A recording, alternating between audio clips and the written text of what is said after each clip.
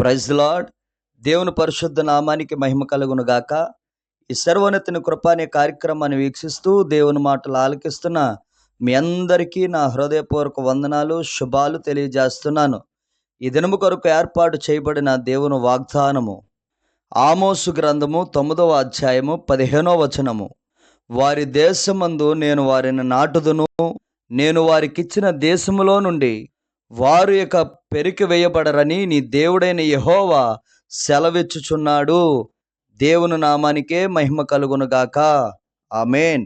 వారి దేశమందు నేను వారిని నాటుదును అంటూ ఉన్నాడు.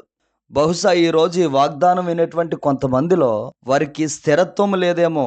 వారి కొంతమంది జీవితాలు కానీ, వ్యాపారాలు కానీ, వారి చదువులో కానీ, వారి ఇంటి పనుల్లో కానీ, కుటుంబాలలో కానీ, వారి యొక్క ఆత్మీయ జీవితాలు కానీ గాలికి చెదరగొట్టు పొట్టువలే ఉన్నాయేమో. ఎటువైపు గాలి వేస్తే అటువైపు ఎగిరిపోయేటట్లుగా కొంతమంది జీవితాలు, పరిస్థితులు ఇలా ఉన్నాయి. ఎవరైతే దేవుని సన్నిధిలో ప్రార్థిస్తారో, ఆయన యందు నమ్మకంతో, విశ్వాసంతో దేవుని వైపు చూస్తారో వారందరితో దేవుడు చెప్తూ ఉన్నాడు, ఈరోజు నేను వారిని నాటుతాను అంటూ ఉన్నాడు. తన బిడ్డలను ఉద్దేశించి పలికిన దేవుడే ఈరోజు నిన్ను ఉద్దేశించి దేవుడి మాటను ఇస్తూ ఉన్నాడు. ఏదైతే నా జీవితంలో స్థిరత్వం లేదని అనుకుంటూ ఉన్నావో, నువ్వు దుఃఖిస్తూ ఉన్నావో, నువ్వు బాధపడుతూ ఉన్నావో, దేవుడు నీ మనవిని అంగీకరించి, దేవుడు నీ ప్రార్థనను ఆలకించి దేవుడి వాగ్దానము ద్వారా స్థిరపరచబోతూ ఉన్నాడు. నీ ఇంట్లో మారు మనసుల నిమిత్తం నువ్వు ప్రార్థిస్తూ ఉన్నావా? దేవుడు స్థిరపరచబోతూ ఉన్నాడు. ఆర్థిక పరమైనటువంటి పరిస్థితులను బట్టి నువ్వు మొరపెడుతూ ఉన్నావా? ఇదిగో దేవుడు నిన్ను ఫైనాన్షియల్గా ఆయన స్థిరపరచబోతూ ఉన్నాడు. నువ్వు ఏ విషయములైతే దుఃఖిస్తూ ప్రార్థిస్తూ ఉన్నావో నీకు శుభవార్త, దేవుడు తన చేతుల మీద నిన్ను నాటబోతూ ఉన్నాడు. ఆమేన్. తన చేతుల మీదుగా నాటిన దానిని ఎవడైనా పెరిక వేయగలడా? అపవాది ఏమాత్రము తాకగలడా? ఎంత మాత్రము కుదరదు కదా. దేవుడు ఆయన చేతులతో నిన్ను ఆశీర్వదించబోతూ ఉన్నాడు. దేవుని సన్నిధి నుండి వచ్చినటువంటి వాగ్దానమును ఎత్తిపెట్టి ఈరోజు మొదలుకొని నువ్వు ప్రార్థన చేయి. నన్ను నాటండి ప్రభువా, ఫలానా ఈ విషయంలో నీవు నన్ను అభివృద్ధిపరచు ప్రభువా అని దేవుని సన్నిధిలో ఈ వాగ్దానం ఎత్తిపెట్టి నువ్వు ప్రార్థన చేయగలిగితే గొప్ప ఆశీర్వాదాన్ని నువ్వు పొందుకోగలుగుతున్నావు.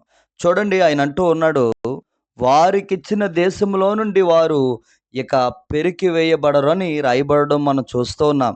ఇప్పుడు దాకా నీ జీవితం అక్కడి నుండి ఇక్కడికి, ఇక్కడి నుండి అక్కడికి ఇటువంటి పరిస్థితుల్లో సతమతమవుతూ ఉన్నావేమో.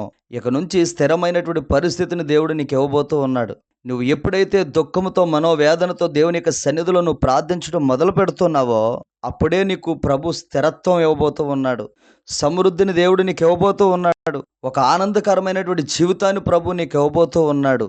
నిన్ను, నీ సమస్తమును కూడా నడిపించబోతూ ఉన్నాడు నా తండ్రి. వారికిచ్చిన దేశములో నుండి వారు ఏమాత్రము కూడా పెరికి వేయబడరు. నీ దేవుడైన యెహోవా ఈ మాటను సెలవిస్తూ ఉన్నాడు. హల్లెలూయా. ఆయన చేతుల మీదుగా ఆయనే నాటినప్పుడు అపవాది ఏమాత్రము కూడా నీ దరి చేరడు. ప్రియ దేవుని బిడ్డలారా, దేవుడే నిన్ను నాటబోతూ ఉన్నాడు. దేవుడే ఒక గొప్ప కాపుదలుగా నీకు తోడై ఉండి నడిపించునుగాక. ఆమేన్. ప్రార్థన. ప్రేమ స్వరూపి, నమ్మదగిన నా తండ్రి, నీకు స్తోత్రాలు. ఈ దినము కొరకు ఏర్పాటు చేయబడిన ఈ వాగ్దానాన్ని బట్టి మేము ప్రార్థిస్తున్నాం.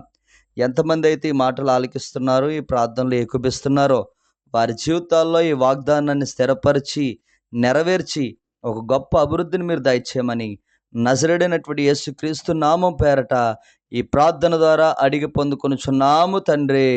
ఆమేన్. Praise the lord.